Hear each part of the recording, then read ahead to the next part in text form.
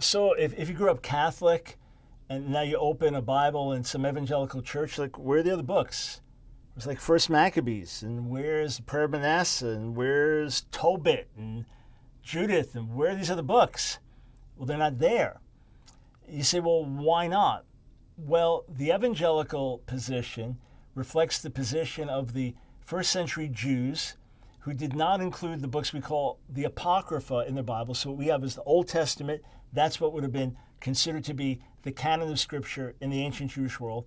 And then in the earliest church, these books were never universally recognized as Scripture or equal with say, the New Testament writings as they were unfolding or the Old Testament Scripture. We see in 2 Timothy chapter 3, verse 16, that Paul wrote this: all Scripture is breathed out by God and is profitable for teaching, for reproof, for correction, and for training in righteousness. In other words, there's something uniquely inspired about what we call Scripture, which makes it different than any other book that's ever been written.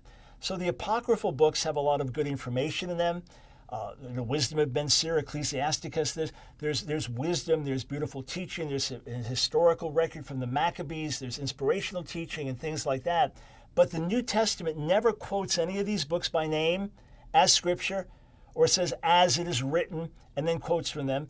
And then some would argue, in Tobit, that you could argue there's a teaching of justification by works, or First Maccabees, a teaching that would support purgatory or things like this. So doctrines that we would not find elsewhere in Scripture, we'd find there. So we respect these as important books in the history of the Jewish people and important books for church reading and history, but simply not equal to the level of Scripture, and therefore not worthy of being put in our Bibles between the Old Testament and the New Testament.